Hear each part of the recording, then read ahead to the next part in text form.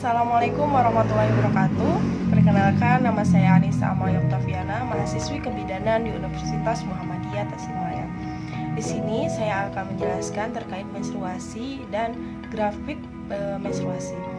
Seperti yang sudah kita ketahui, menstruasi adalah siklus bulanan yang akan terjadi pada seorang wanita, yang mana adanya sel telur yang dihasilkan oleh ovarium dan berada di tuba falopi menunggu pembuahan dari sel sperma. Dikarenakan tidak ada pembuahan, maka ovum atau sel telur ini pergi ke dinding rahim.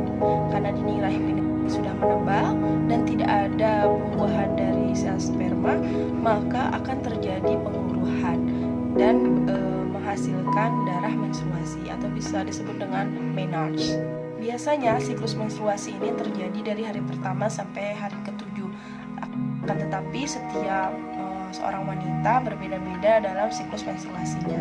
Nah, maka dari itu, mari kita lihat sesuai dengan siklus grafik menstruasi. Simak baik-baik ya teman. Nah, ini adalah grafik siklus menstruasi ya teman-teman. Ada hari pertama sampai hari ke-28 hari. Ada LH, luteinizing hormon, ada FSH, follicle stimulating hormon, ada hormon estrogen, ada progesteron, ada follicle primer, sekunder, ada ovulasi, ada corpus luteum, dan ini adalah gambaran dinding rahim. Nah, yang pertama pada menstruasi ini adalah fase folikular, yaitu pra-ovulasi, yang mana terjadi pada hari pertama sampai hari ke-7 terjadinya pengeluruhan daerah menstruasi. Nah, ini terjadinya pengeluruhan darah menstruasi di uterus. Dikarenakan pada kelenjar pituitari menghasilkan kadar FSH,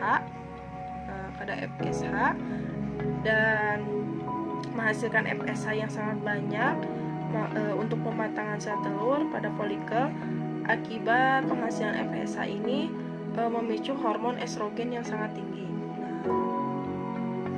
Jadi FSH yang tinggi memicu penghasilan estrogen yang tinggi. Nah, dikarenakan estrogen yang tinggi juga memicu menghasilkan LH yang tinggi. Yang tadinya LH ini standar tiba-tiba langsung tinggi pada hari ke-14. Nah, ternyata dikarenakan LH ini yang sangat tinggi, terjadilah ovulasi. Saat sel telurnya matang, dinding rahim menebal. Nah, menebal kan, yang tadinya mengeluruh, ini menebal. Nah, ovulasi juga bisa disebut dengan masa subur.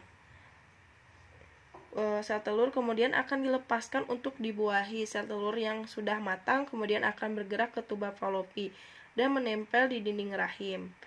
Jika tidak dibuahi akan mati, jika dibuahi akan terjadi kehamilan. Terjadi sekitar 2 minggu sebelum siklus menstruasi berikutnya dimulai.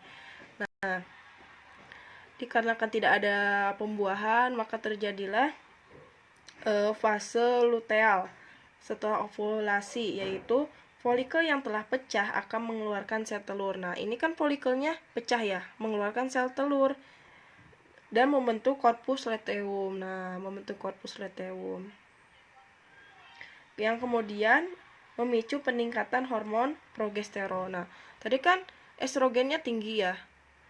Nah, ternyata setelah ketika ovulasi, setelahnya langsung progesteron meningkat, yang mana